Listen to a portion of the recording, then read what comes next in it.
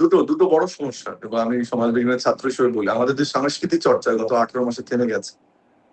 আমরা মাজার যেমন ভেঙেছি, আমরা যাত্রা শিল্পীরা অনুষ্ঠান না করে পালিয়েছি, ব্যান্ড সঙ্গীতরা ভয়েই ঢাকার বাইরে যায়নি, অডিটোরিয়ামে ঢুকে গেছে সাংস্কৃতিক চর্চা। নাচ, গান, কলা, কবিতা, একটা উগ্রপন্থী যে গোষ্ঠীর উত্থানে সরকার সহায়তা করেছিল, অন্তর্বর্তী সরকার, যেটা মাহফুজের কথা এসেছে, সে কারণে সাংস্কৃতিক যে জগৎ সেটা সংকুচিত হয়েছে।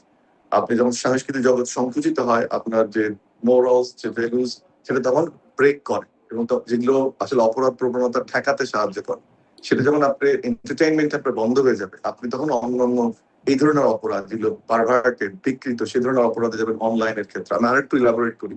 আমাদের দেশে যেমন 100 মাজার ভাঙা হয়েছে, বাউল শিল্পীদের পুড়িয়ে মারা হয়েছে, আমাদের যাত্রা করতে দেওয়া হয় নাই, আমাদের কনসার্ট করতে দেওয়া হয় নাই, আমাদের ইভেন্ট, বিয়ে বাড়িতে যে গান বাজনার সংস্কৃতি সেটা করতে দেওয়া হয়নি, হলুদের অনুষ্ঠানে আক্রমণ করা হয়েছে, মেয়েদেরকে রাস্তাঘাটে লাঞ্ছিত করা হয়েছে। এই যে তৌহিত জনতা, যার পিছনে রাজনৈতিক ব্যাকিং ছিল, আপনি যদি সেটাতে দেখেন তাহলে দেখবেন যে এটা কিন্তু আপনাদের এই অপরাধ দমনে আমরা কালচারকে ডেটারেন্ট হিসেবে দেখি। এটা 1 নম্বর। যখন এটা ঘটেছে, মানুষ অনলাইনের দিকে ঝুঁকেছে, বাসায় ঢুকে গেছে, এবং আমাদের যে সেফ চাইল্ড ব্লগ বা সেফ সাইট ইউজের বিষয়, সেটা আমরা এখনো আমাদের সেই ক্যাপাসিটি আসেনি। আর একটা সোশ্যালিতে আমরা একটা কথা বলি কালচার ল্যাগ, অর্থাৎ টেকনোলজি, ধরেন কোনো অনলাইন টেকনোলজি বের হয়ে যাচ্ছে, আপনি অনলাইন ইন্টারনেটে চলে যাচ্ছেন, ফেসবুকের দিকে বেশি চলে যাচ্ছেন, কিন্তু একটা আইন তো থাকতে হবে, একটা নিয়ম তো থাকতে হবে। এখন যে অনলাইনে বেশিং হয়, অনলাইনে যে বুলিং হয়, অনলাইনে যে মানুষের পুষ্টি উদ্ধার করা হচ্ছে, সেটা বেড়েছে। এটাকে আপনি কিভাবে ট্যাকেল করবেন? এই যে সেটা আইন তৈরি হওয়া থেকে এই যে অবস্থাটা সৃষ্টি হলো, এই মাঝখানের টাইমটাকে আমরা বলি কালচার ল্যাগ। এই কালচার ল্যাগটা কিন্তু তৈরি হয়েছে, সংস্কৃতি কমেছে, আইটির দিকে ঝুঁকে গেছি, আমরা জানি না কিভাবে এটাকে ট্যাকেল করবো, মানুষের মধ্যে অপরাধ প্রবণতা যুক্ত হচ্ছে। সবকিছু মিলে পুলিশ ভঙ্গুর অবস্থা, আইন শৃঙ্খলা ভঙ্গুর অবস্থা, বিপ্লব পরবর্তীটা ঘটে, সবকিছু মিলিয়ে এই ঘটনাটা কিন্তু কন্ট্রিবিউট করছে। বাট এই সাংস্কৃতিক যে অ্যাবসেন্স এবং অনলাইন যে কন্ট্রোলিং সিস্টেমের যে অ্যাবসেন্স, সেটা কিন্তু এই অপরাধ জগৎকে আরো উস্কে দিচ্ছে। তাহলে এখন সরকার আসলে মানে এখন তো নতুন সরকার, নির্বাচিত সরকার আসছে, এই অবশ্যই যে ল্যাগটা কমানোর জন্য আসলে কি পদক্ষেপ নিয়েছে প্রথম বা আমি যেটা চাই যে এখন খেলাধুলা নিচ্ছে বাড়ুক, দেখছেন? খেলাধুলা বাড়ুক, সাংস্কৃতিক চর্চা বাড়ুক, সবাই উন্মুক্ত হবে। আমরা একটা সেকুলার কান্ট্রি, আমরা সেভাবে চলবো, মধ্যপন্থার দেশ সেভাবে চলবো।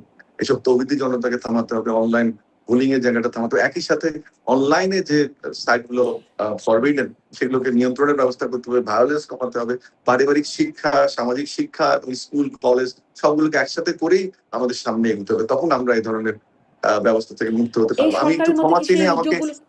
আমি অনুষ্ঠানের মাঝখানে ক্ষমা চেয়ে নিয়ে আমাকে 5 মিনিটের মধ্যে আপনি ছেড়ে দিলে আমি খুশি হব। আচ্ছা, আপনি কি একটু এটা বলবেন যে এই উদ্যোগগুলো আপনি যেটি বলছেন, সেই উদ্যোগগুলোকে নেওয়া হচ্ছে, এই সরকার নিচ্ছে দেখছেন? না, মাত্র মাত্র কয়েকদিন সময়, কিন্তু আমি কালচারাল ফ্রন্টে স্পোর্টস যেমন নতুন করে হচ্ছে, আবার নতুন করে আমাদের খেলার মাঠগুলো উদ্ধারের চেষ্টা চলছে, কালচারাল প্রোগ্রাম গুলো হচ্ছে, নজরুল জয়ন্তী আমরা উদযাপন করলাম, সবকিছু মিলে কিন্তু সরকার থেকে কালচারাল ফ্রন্টটাকে তুলে আনছে। টিভিতে আবার শুরু হয়েছে নতুন করে কথা।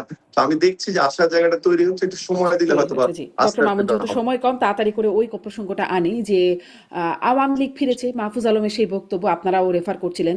তারপরে আসিফ নজরুল বললেন যে আওয়ামী লীগ ছিলই, এবং এখন আবার আমরা তার মাঝখানে আবার শুনলাম প্রধানমন্ত্রীর উপদেষ্টা ডাক্তার জাহিদ, তিনিও বলছেন শেখ হাসিনা ফিরলে তার সাথে ইনসাফ করা হবে, এবং শেখ হাসিনা বলছেন তিনি মাথা উঁচু করে ফিরবেন, এ বছরই ফিরবেন। তিনি বলছেন জেলখানা রেডি করতে, ফাঁসির মঞ্চ রেডি করতে।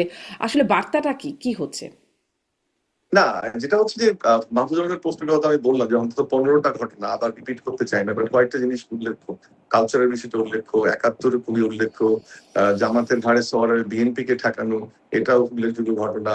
আমাদের যে যুব সমাজের যারা একটা বিপ্লব করলো, তারা মবে পরিণত হলো, এটা একটা বড় ঘটনা। ভাষার ব্যবহারের কথা বলেছে, সর্বোপরি আরেকটা কথা বলেছে, যারা যুক্ত ছিল, নেতৃত্ব দিয়েছে, তাদের বলে গুপ্তদেরকে প্রোভাইড করা হয়েছে। সবকিছু মিলে মাহফুজের পোস্টটাকে আমি সিগনিফিকেন্ট হিসেবে দেখি, এবং যেটা ঘটেছে, আমাদের চেতনার অপমৃত্যু কিন্তু ওখানেই ঘটেছে, শুধু আওয়ামী লীগ ফিরে আসেনি।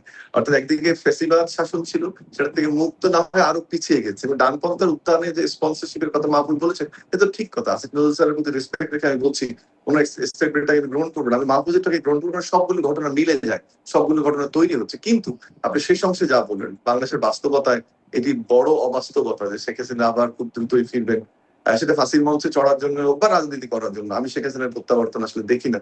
আমরা আশা করি যে আমরা জুলাই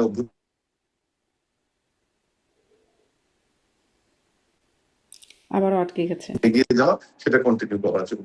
ধন্যবাদ আপনাকে। আচ্ছা, আচ্ছা।